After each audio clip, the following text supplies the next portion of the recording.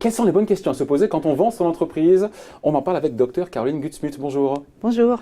Médecin biologiste vous êtes et directrice d'un laboratoire de biologie médicale en Ile-de-France. Évidemment, c'est du vécu. Voilà, vous avez cédé il y a quelque temps votre entreprise. Racontez-nous, c'était quand et pourquoi? Vous en aviez assez de faire des picousses? Non, pas du tout. Alors, c'était quand ça fait pas un an, ça fera un an fin février. Pourquoi? Une multitude de raisons, deux principales. La première, elle est liée directement à notre profession, qui a subi ces dernières années beaucoup de bouleversements. Les laboratoires de biologie médicale ont dû s'accréditer et cette accréditation coûte très cher. Donc ça nous a forcés à nous regrouper et on trouvait qu'il était nécessaire, voire indispensable, de pouvoir s'adosser à une grosse structure. La deuxième raison, c'était pour répondre à une problématique qui touche à mon avis beaucoup de sociétés qui ont un actionnariat avec une pyramide des âges entre 35 et 70 ans, ce qui était notre cas puisqu'on avait une 40aine d'associés. Il fallait répondre à la sortie des plus âgés. Légitime. Ouais, bien sûr, qui voulaient du coup réaliser leur capital et sortir convenablement. L'œuvre d'une vie. Exactement. Et puis les plus jeunes qui, eux, souhaitaient conserver leurs actifs dans leur outil de travail. Donc cette session, en fait, a permis de satisfaire tout le monde. C'est-à-dire que on a pu vendre la totalité de nos parts ou une partie et surtout pouvoir accéder au capital de l'acquéreur, ce qui est mon cas. Voilà. D'accord. Et donc, globalement, l'opération de cession, elle s'est déroulée comme vous l'aviez imaginé? Ou il y a toujours des imprévus, j'imagine, non? Non, j'imaginais absolument pas la lourdeur administrative de l'opération. C'est complètement fou. Après, oui, parce qu'on a été quand même bien accompagnés par un excellent conseil qui nous a largement briefé, qui nous a expliqué toutes les étapes et voilà, du coup, j'insiste quand même sur le fait qu'être accompagné par des gens avec qui vous vous entendez bien, avec qui vous avez un bon feeling, c'est quand même très important parce que c'est eux aussi qui vont faire la réussite du deal. Et on a eu cette chance de notre côté, comme du côté acquéreur d'ailleurs. Ouais. Et ça a pris plus de temps que prévu, cette session, au global à peu près un an, un peu plus d'un an. Ouais, donc c'est un process qui est quand même assez long. Après, quand on a vendu son affaire, on se retrouve évidemment avec, c'est la bonne partie aussi, avec un capital qu'il faut replacer. En amont, on se pose ces questions ou est-ce qu'on est un peu pris au dépourvu parce qu'on a ce capital, voilà, comment on le réinvestit, comment on le réemploie? Évidemment, alors on anticipe un certain nombre de choses.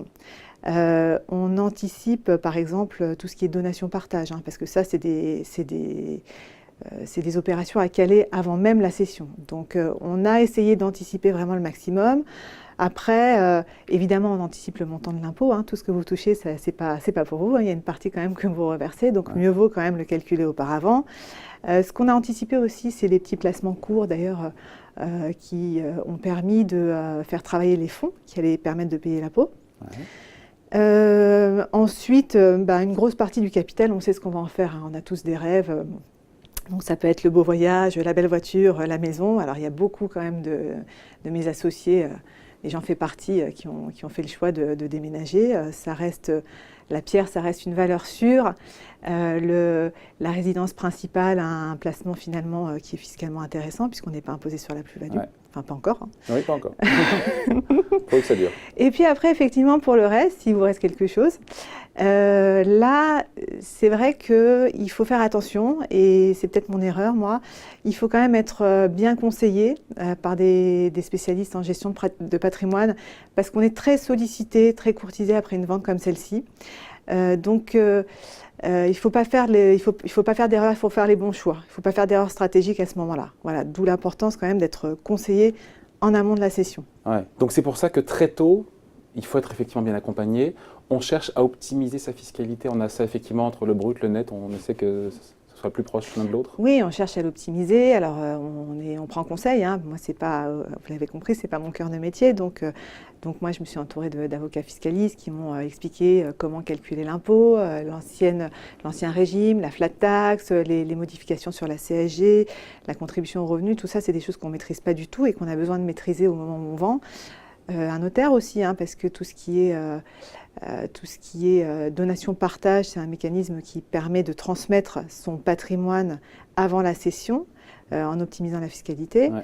Et puis voilà, ensuite, effectivement, il faut un gestionnaire, un conseiller en gestion de patrimoine. Ouais. Et justement, ces capitaux replacés, dans quelle logique ils l'ont été? Il y a la résidence principale apparemment, mais pas seulement, on pense à diversifier ses avoirs, Ouais, à avoir une vision longue, d'une stratégie longue d'accumulation, de préservation du capital? Alors moi, c'était surtout la préservation du capital, hein, parce que via la résidence principale et via les donations partage. Ensuite, oui, j'ai quand même diversifié les avoirs.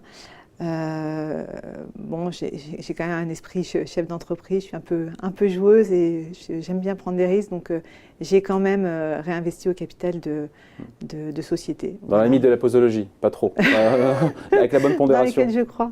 Voilà. Bon, si on finit là-dessus, si jamais c'était à refaire, qu'est-ce que vous auriez refait différemment, que ce soit dans le processus de vente ou encore une fois dans le replacement des capitaux? Alors, replacement des capitaux, moi j'avais le nez complètement dans la vente de la société. Donc, c'est vrai qu'à titre personnel, j'ai peut-être pas anticipé les choses en amont. J'ai pas fait une étude individuelle que j'aurais dû faire en fait bien avant la session. Je l'ai faite un peu tard. Voilà, après, pour ce qui est de la vente, rien, je referai pareil parce qu'en fait, on a été hyper bien entourés et moi, c'est vraiment la chose que j'en tire, hein, c'est avant tout une aventure humaine, donc vraiment être bien entouré, s'entourer des bons conseils. Voilà, merci. Merci pour ce témoignage, donc, Dr Caroline Guisput. Merci beaucoup. Merci, David. Au revoir.